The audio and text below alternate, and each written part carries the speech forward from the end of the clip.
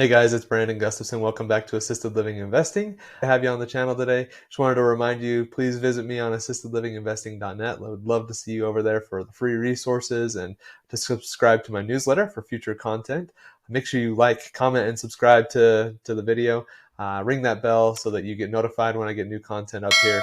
And then make sure you're following me on all my social media platforms, Instagram, TikTok, Facebook, Instagram, Twitter, all of them. Just make sure you follow me there. I have links and things in the bio down below. So make sure you follow me there. I'd love to see you over there.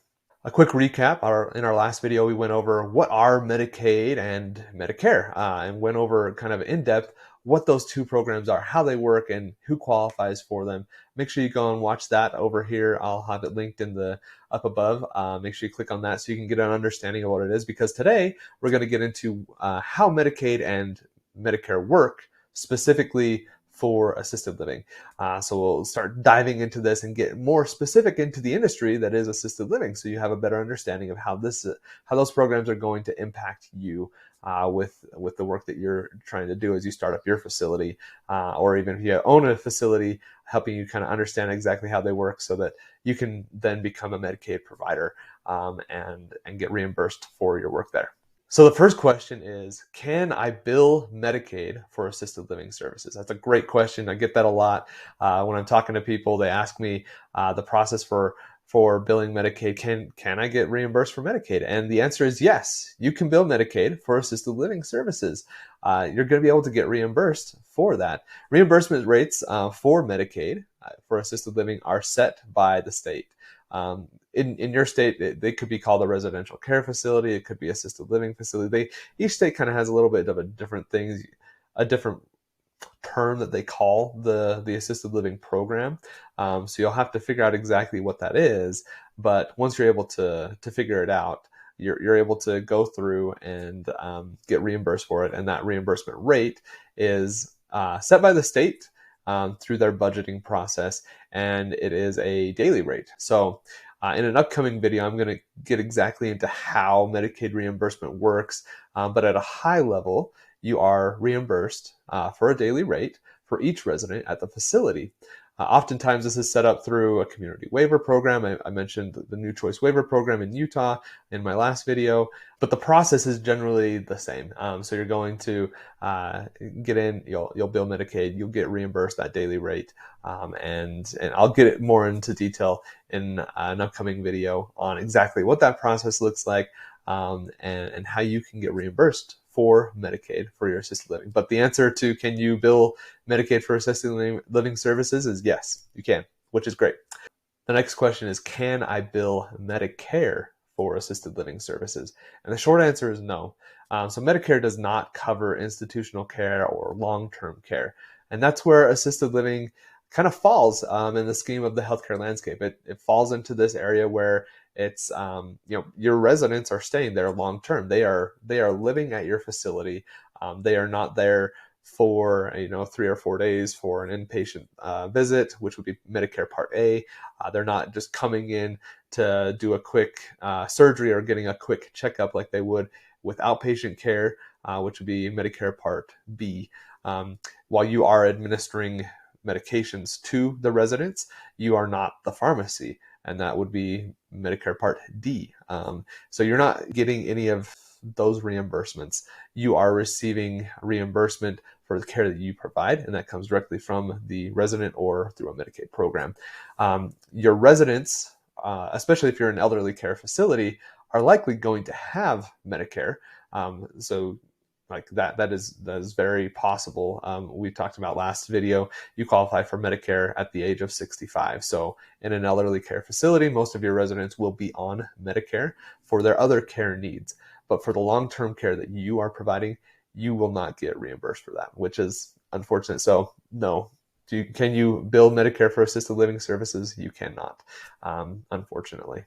So let's get into who administers Medicaid, since that's the program that you're going to be able to get reimbursed for the services that you're offering, the services that you're rendering. Let's get into that. So sometimes the state is going to be the person that administers, like the actual state, the state of Utah, the state of Colorado, the state of Idaho. They will administer Medicaid. They take care. You bill directly to the state. They process that claim, and then they pay you directly from the state. It comes out of their budget. So that is one option. The other option is what is called a managed care organization, or MCO. M as in Mary, MCO. You might see that term. You might be familiar with it. You may have heard of it sometime in the past. Basically, what a managed care organization is, what an MCO is they are contracted out by the state to administer the Medicaid program. And these can be anything. They are generally specific to a type of care. So I worked for Optum at one point, and we were the managed care organization for mental health claims in the state of Utah in Salt Lake County. So it was very niched and went down.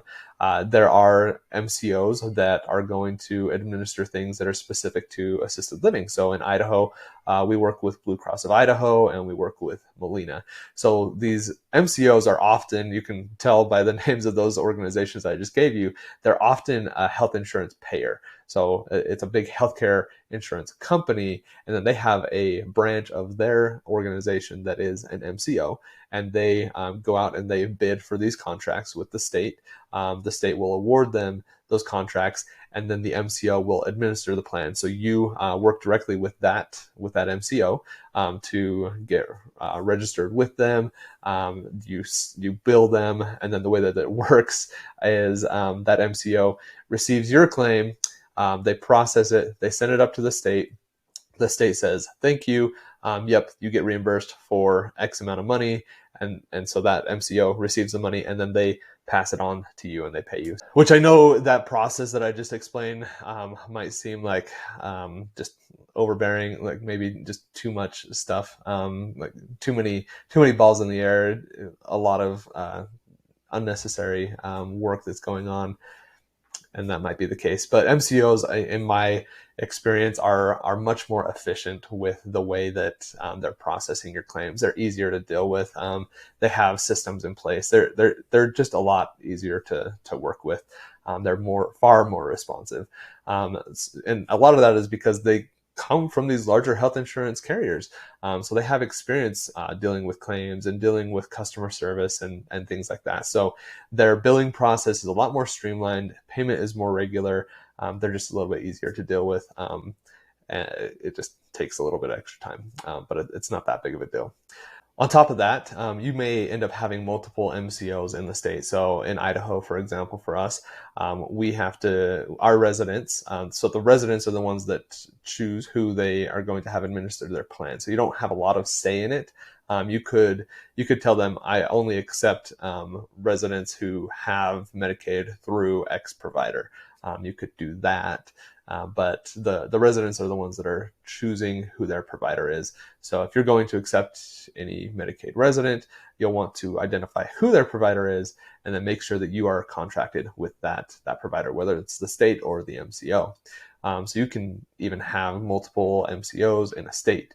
And that's going to require you to register with multiple payers and bill multiple payers. So it does create a little bit of extra work on your end. It's not difficult. It's not a hard process to do, but it is something to be aware of. For example, in Idaho, we deal with Blue Cross of Idaho and Molina and the state of Idaho. We have residents that fall under all three of those buckets. So we have to bill 3 different payers, which seems like a lot of work. Now that we have it all set up and everything's approved, it's not that hard. It's relatively easy. A lot of times they kind of streamline the process for you once you get into their ecosystem. So it's a lot of upfront work. Once you get there, though, it's really not that hard to do. But you'll want to just remember that the resident is the one that has the choice to choose who is going to administer their Medicaid plan. So just to recap our video today, we've been talking about what Medicaid and Medicare are and how they apply to assisted living. We went over, can I bill Medicaid for assisted living services? Which, yes, you can. Can I bill Medicare for assisted living services? And no, you cannot. and then who administers Medicaid in the states that you're in, and just kind of gave an overview of that. Next time, I'm going to dive into how you can get certified as a Medicaid provider. Just kind of give you an overview of the process so you understand exactly kind of how it works, what it looks like, contracting with an MCO, contracting with the state, what that process is. And I'd love to have you in that video as well, so you can kind of just continue learning about this process of working with Medicaid, working with different healthcare payers and providers, and just kind of getting a good understanding of exactly how this all works, especially in this niche of assisted living. Make sure that you are commenting down below if this content is helpful for you. I'd love to hear from you. Let me know if I missed something.